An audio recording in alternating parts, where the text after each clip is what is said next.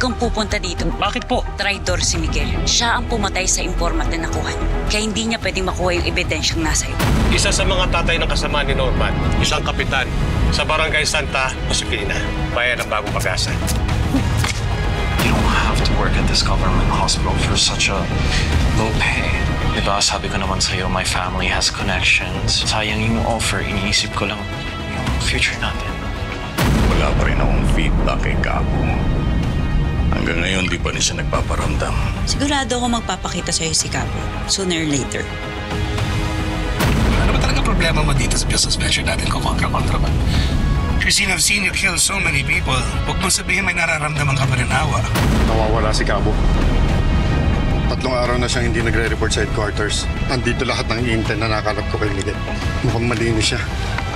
Kahit gaano pa kalinis ang reputasyon niya ngayon sa harap ng maraming tao, lalabas at lalabas din ang katotohanan kung anong kinalaman nila sa pagkamatay ni Mercy.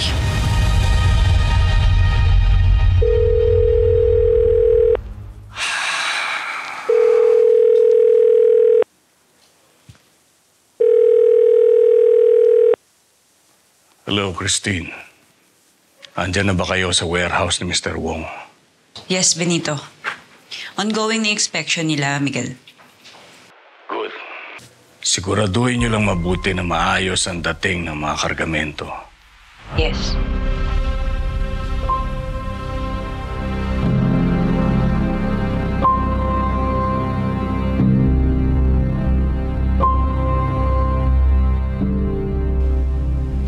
Ito, saka ito. Dalhin niyo na yung under Class A. Class A? Saan sila dadalhin? Sa pabrika pa rin. Sabi sa Manila.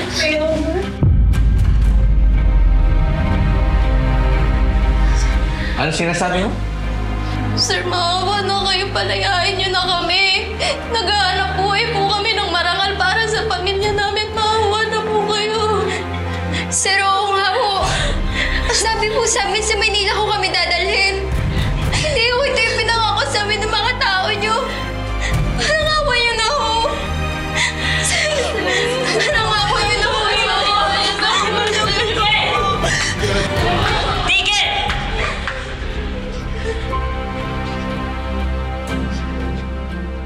Kung ano may pinangako sa inyo, kalimutan niyo na.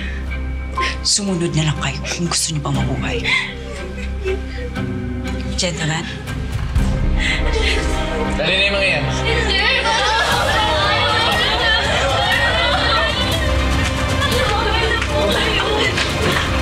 Pasok!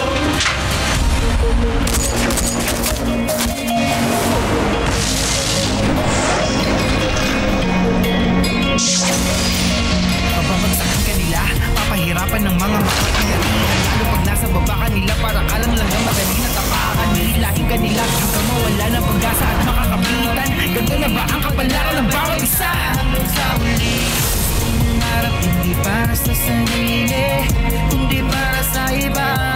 Kahit mahirapan na tuloy sa lipunan, puro sabihin, pinipilit ko pa rin abuti. Alam ko na madaming pagsubok ang dadaan, kahit nakapatayan man sa atin nakapa. Kaya di ka mababayaan, di paglalaban, mahawakan ang kamay. Ako'y maninindigan para sa lahat, kahit ngayon mo na siya'y mailang. Di mapipilitan, di ko tigilan, pinalaban ko pa rin ang mga sisipong susuko.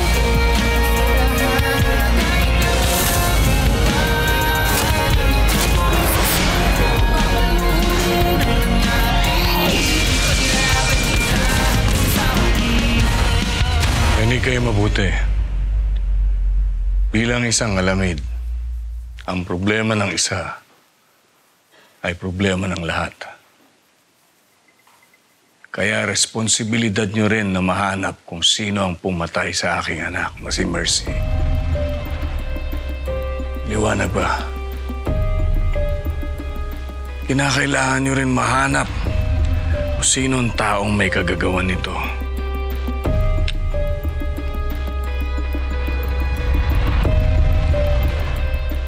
Nasa folder na yan ang litrato ni Norman de la Cruz, a.k.a. Attorney Abraham Espiritu. Pero hindi naman ibig sabihin na siya ang pumatay sa aking anak. Maaari natin siya maging susi para mahanap natin kung nasaan ang bangkay ng aking anak. Pati na rin ang naulila akong apo na si Fatima. Kinakailangan maglustay ng malaking halaga para makita sila. Gawin ninyo. Kinakailangan pagpupulan ng mga oras ninyo. Gawin ninyo. Basta ang kinakailangan ko, resulta. Sige na, iwanan niyo na ako.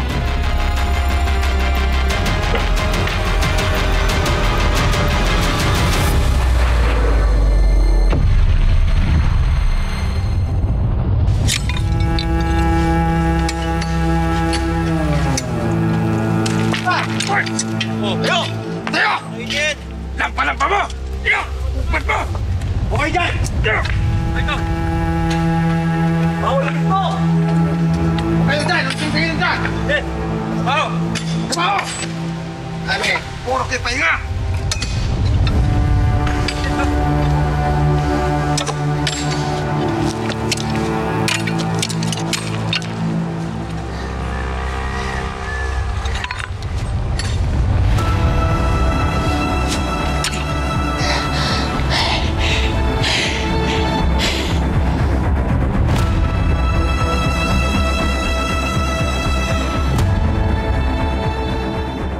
Lumipas man ang maraming taon, masunog man ang balat ko sa ilalim ng araw, kayo pa rin ang laman ng puso't isipan ko. Balang araw, magbibigyan ko rin ng hustisyang pagkamatay mo, Mercy. Fatima, sa kabila ng lahat, nararamdaman kong buhay ka pa rin. Naniniwala ako na balang araw, uuwi ka rin dito sa bayang Pag-asa. Mahal na mahal ko kayo.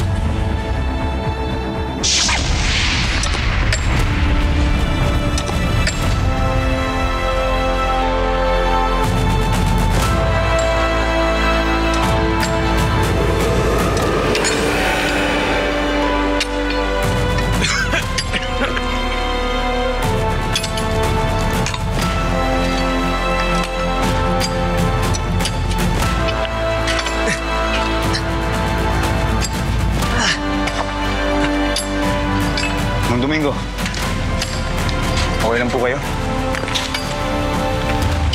Hinga ka muna. Huminga ka muna. Norman, di ba hindi uso yun dito?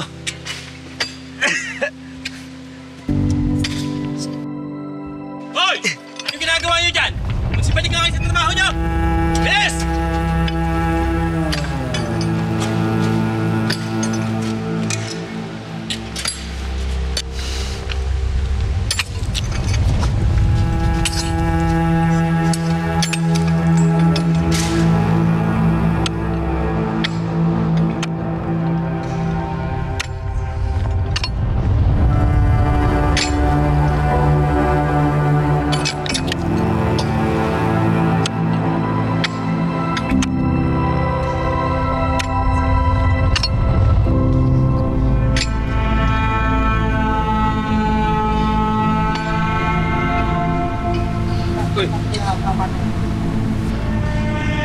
Ano na? Tingin. Ano na?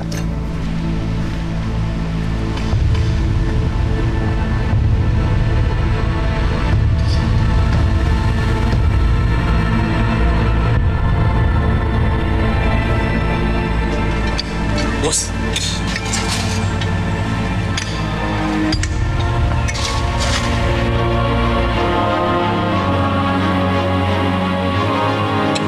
Kamusta yung Norma? Napapansin ko, walang kibo. Puro kayod lang. Oo, boss. Siya pinakamaraming nagagawa sa mga trabador. Walang daldal, walang arte. Trabaho kung trabaho.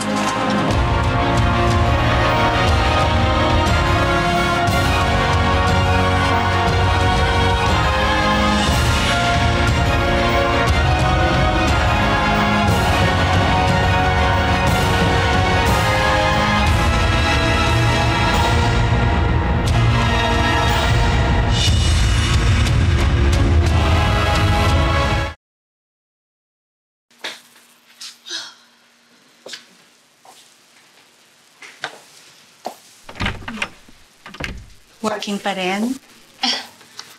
Opo. Good job nga pala sa operation. You save another life, Hope. Salamat po. Basta, Hope huwag masyadong workaholic. Sinong tutulong sa pasyente kung ikaw naman ang magkasakit? Ma'am, oo naman. Alam niyo naman na masabubuhayan ako kapag nakakatulong po ako eh. O sige, congratulations ulit. Salamat po.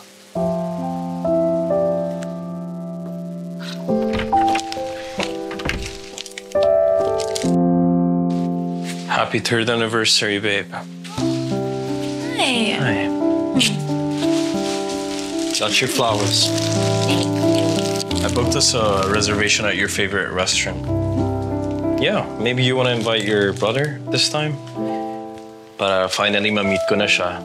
Listen, I know that he's busy with his negosyo and baka naman this time he can make an exception. Just for tonight.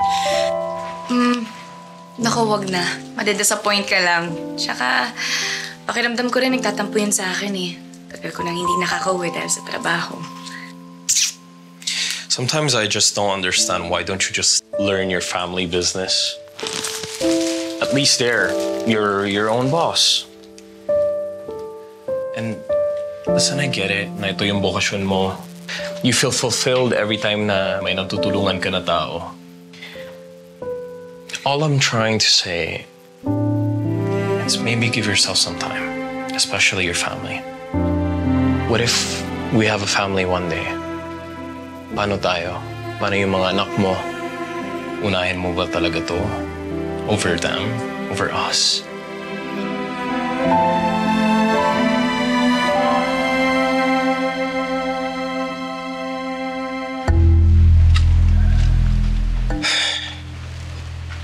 Hindi ka ba nagsasawa, Jeng?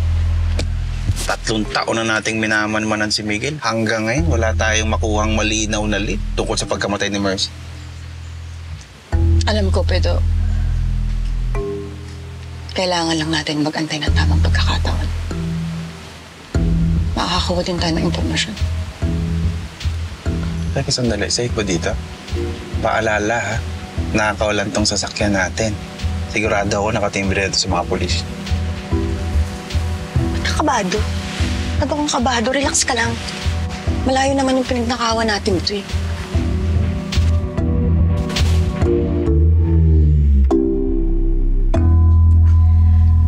Ito na naman yung pag-uusapan. Diba, anniversary natin. Well, you know I'm right. Anyways, listen. I'll pick you up at 7, okay? Happy 3rd anniversary, babe. I love you.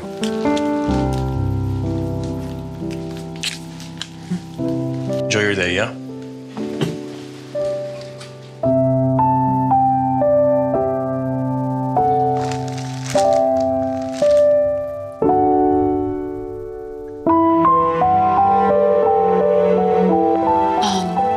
Ma'am? Can I ask for a leave?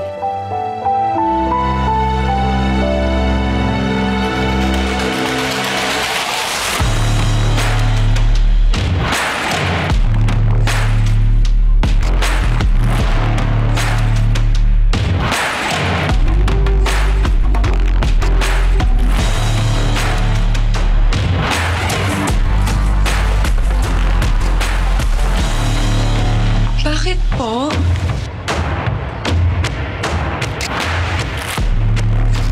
Suzy, yung files na iniwan ko dito, diba sabi ko, kapag nandito, hindi pa ako tapos doon. Hindi ko sila mahanap. Cobb, sorry. Naiwan ko po sa pantry. Sa pantry? Napagod po kasi ako kanina eh.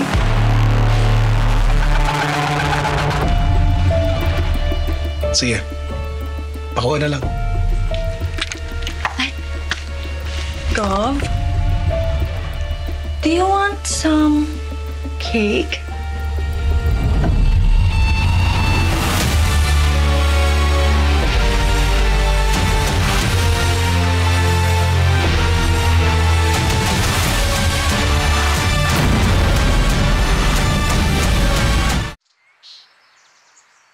Norman, sobrang mapang-abusin ni Boss Marcos, no? Porket alam niya lang na wala tayo ibang mahanap ng trabaho dito sa Bayang Pag-asa. Hahanap lang talaga ako ng tiyempo, tas aalis na kami ng pamilya ko dito.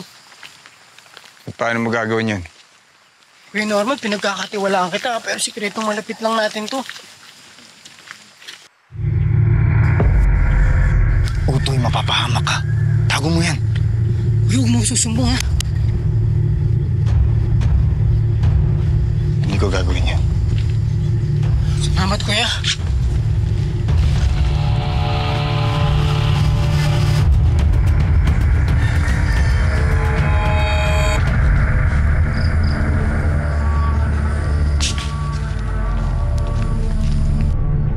Boss Marcos, baka po pwedeng humingi ng tulong kasi po nawalan po ng trabaho ang asawa ko. Kasi po yung asawa ko may sakit po na ospital po siya. Makawa po ako sa inyo, boss. Sige na po. Kuya! Oh! Manang, pagpasensyahan nyo na muna tong konting tulong ko, ha? Habang hindi pa gumagaling ang asawa mo. Pagkain nyo na rin ang mga anak. Salamat po. Laking tulong po to sa pamilya ko, sir. Salamat po. Puntahan ko na lang ho kayo mamaya. Opo, ma'am. Salamat po, ma'am. Salamat Sige po, na. sir. Sige na, ha? Salamat po. Oh! Ano ka ba? Bakit hindi ka nagsabi na uuwi ka? Wala man lang akong naihandang kahit ano para sa'yo. Kuya, biglaan lang din kasi. Ibig sabihin ba na-miss mo lang ang kuya mo? Ganon. Di ba? Ang importante nandito ka sa Pag-asa. Pero hindi naman ako papayag na wala man lang grand homecoming. Aba, alam mo naman kung gaano ko ka-miss ang makulit kong kapatid. Kuya, hindi na kailangan. Alam kong busy ka sa minahan. Ako, napakasama ko namang kuya niyan pagka hindi ko man lang isa-celebrate ang pagbabalik mo rito after long years, di ba? Oh, sige na, sige na. Parang wala naman akong magagawa eh. Basta tayong dalawa lang, dinner, tapos treat ko. Wow, pangklase talaga ang kapatid kong doktora. Hoy! Tignan niyo to kapatid ko, oh! Big time na! Doktora yan!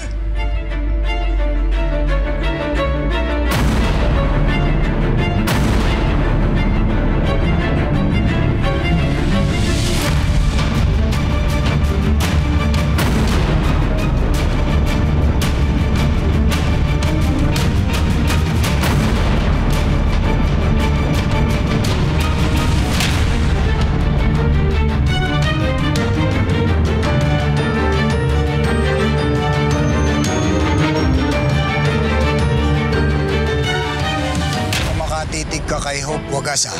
Ano problema mo? Minahan to, Norman. Hindi mo sa iyo. Miguel? Busy yun. Busy yun sa pangungurakot sa kaban ng bayan. Bakit ka kasi nakipagtitigan kay Ma'am Hope? Hindi mo alam na gaano ka protektado ni Boss Marcos yan. Ginagawa mo dito? Nagpapatawag ng meeting si Benito kasama si Mr. Wong. Gusto niya ng update sa numbers ng quarter 2 natin. Para sa'yo, sana hindi ka nagsasawa. Kahit ito lang ang dala ko para sa'yo araw-araw.